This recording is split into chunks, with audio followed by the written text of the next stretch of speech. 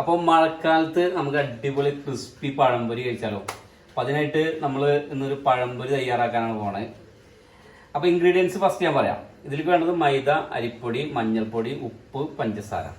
ഈ മിശ്രിതമൊക്കെ ഒന്ന് കുറച്ച് വെള്ളത്തിൽ കുഴമ്പ് പോലെ ഒന്ന് കുഴച്ചെടുത്തതിന് ശേഷം ഒരു മണിക്കൂർ വെയിറ്റിങ്. അത് കഴിഞ്ഞിട്ട് നമുക്ക് പൊരിച്ചെടുക്കാം. ഒരു വലിയ പാത്രത്തിലേക്ക് മൈദ ഇട്ട് കൊടുക്കാം.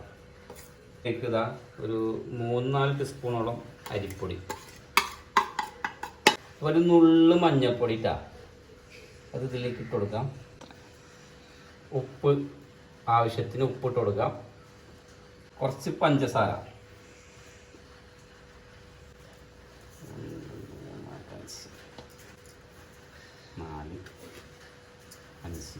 അപ്പോൾ നെക്സ്റ്റ് ലാസ്റ്റ് ഇൻഗ്രീഡിയൻസ് വെള്ളം. നമ്മൾ കുറേശ്ശമാണ് ഒഴിക്കാൻ, എന്നിട്ട് അതിനനുസരിച്ച് നമുക്ക് കുഴച്ചെടുക്കണം കേട്ടോ.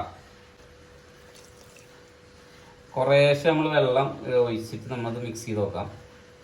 നമുക്ക് വേണ്ട ഒരു രൂപം എന്ന് പറഞ്ഞു കഴിഞ്ഞാൽ നന്നായി ടൈറ്റ് ആവാനും പാടില്ല, നന്നായി ലൂസാവാനും പാടില്ല. ആ രൂപത്തിലാണ് നമ്മളിത് കുഴച്ചെടുക്കേണ്ടത്. എന്നിട്ട് നമ്മളിത് ഈ ലെവലിൽ വേണം നമ്മൾ ഇത് മിക്സ് ചെയ്തെടുക്കാൻ. ഇതിപ്പോൾ അധികം ടൈറ്റും അല്ല, എന്നാൽ നല്ല ലൂസും അല്ല. ആ ലെവലിൽ നമ്മൾ ഇതിനെ മിക്സ് ചെയ്തെടുത്തിട്ടുണ്ട്. ഓക്കെ, ഇനി ഇത് നമുക്കൊരു 1 hour ഫ്രിഡ്ജിലോ അല്ലാതെ പുറത്തോ വെച്ചിട്ട് നമുക്കൊന്ന് റെസ്റ്റിന് വെക്കാം. അപ്പോൾ നമ്മുടെ 1 മണിക്കൂർ റെസ്റ്റിന് വെച്ച് മാവ് റെഡി ആയിട്ടുണ്ട്. അപ്പോൾ അതിലേക്ക് ഇനിയിപ്പോൾ നമ്മൾ അടുത്ത പണി എന്താ വെച്ച് കഴിഞ്ഞാൽ നേന്ത്രപ്പഴം.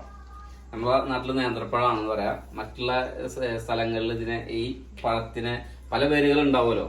അപ്പോൾ ഇവിടെ നേന്ത്രക്കായ, നേന്ത്രപ്പഴം എന്നൊക്കെ പറയും. നിങ്ങളുടെ നാട്ടിൽ എന്താ പറയാന്നുള്ളത് കമന്റ് ചെയ്യും. ഓക്കെ, അപ്പോൾ ഇനി ഇത് നമുക്ക് വളരെ നൈസായിട്ട്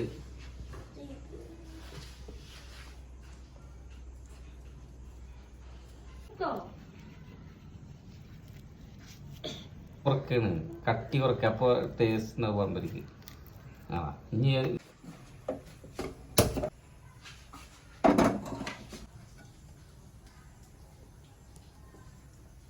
അപ്പോൾ ഗൈസ് നമ്മുടെ പഴം ഇവിടെ റെഡി ആയിട്ടുണ്ട്, മാവ് റെഡി ആയിട്ടുണ്ട്, അതുപോലെ തന്നെ ഓയിൽ ചൂടായിട്ടുണ്ട്. നമുക്ക് ഓയിൽ ചൂടായെന്ന് പറയുകയാണെങ്കിൽ ജസ്റ്റ് ഒന്ന് മാവ് ഇതിലേക്ക് ഇട്ട് നോക്കാം. ഇത് അഫ്ലിലേക്ക് പിടിക്കില്ലേ, കറക്റ്റ് മാവ് നമുക്ക് ഓയിൽ നല്ല ചൂടായിട്ടുണ്ട്. അപ്പോൾ നമ്മളെ ആദ്യത്തെ പഴം ഇതിൽ ഒന്ന് മുക്കിയിട്ട് കൊടുക്കാം.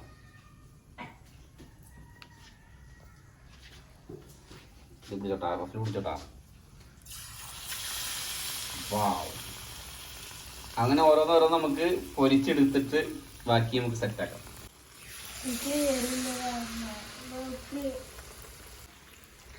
ഗൈസ്, അപ്പോൾ നമ്മുടെ ഒരു 6 പഴംപൊരിയോളം നമുക്ക് മൊരിഞ്ഞ് കിട്ടിയിട്ടുണ്ട്.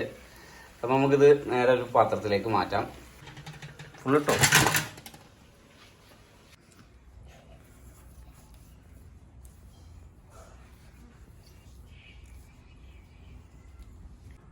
അപ്പോൾ ഗൈസ്, നമ്മുടെ ബനാന ഫ്രൈ പഴംപൊരി ഇവിടെ റെഡി ആയിട്ടുണ്ട്. നല്ല സ്മൂത്തി സാധനം കേട്ടാ. നോക്ക്, നല്ല സ്പോഞ്ച് പോലത്തെ സാധനം, അടിപൊളി. ചിലതൊക്കെ ക്രിസ്പി ആയിട്ടുണ്ട്, പക്ഷെ അടിപൊളി സാധനമാണ്, സൂപ്പർ. ഞാൻ ഒരെണ്ണം കഴിച്ചോണ്ടാട്ടത്ത് ഇങ്ങനെ പറയുന്നത്. അപ്പോൾ നമുക്ക് ഇനി ഐശുവിന് കൊടുത്താൽ ഒന്ന്.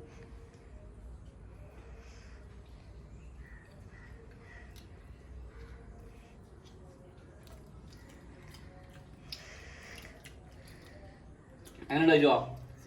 സാധനം സൂപ്പറാണ്, സൂപ്പർ, അടിപൊളി. നിങ്ങൾ ഇത് നോക്കി നോക്ക്, ഇതിൻ്റെ ആ പഴംപൊരിയുടെ ഒരു കൺസിസ്റ്റൻസി നോക്കി നോക്ക്.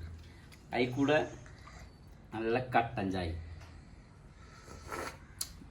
വാവ്, നല്ല മഴക്കാലത്ത് പഴംപൊരിയും കട്ടൻ ചായയും വൈകുന്നേരം ഇങ്ങനെ കഴിക്കണം, സൂപ്പറാണ്. ഓക്കെ, അപ്പോൾ ഇതുപോലത്തെ നല്ല നല്ല ഫുഡി വീഡിയോസും അതുപോലെ തന്നെ നല്ല നല്ല വ്ളോഗുകളും മറ്റുള്ള വീഡിയോസൊക്കെ ആയിട്ട് നമുക്ക് കാണാം. അതുവരേക്കും ബൈ.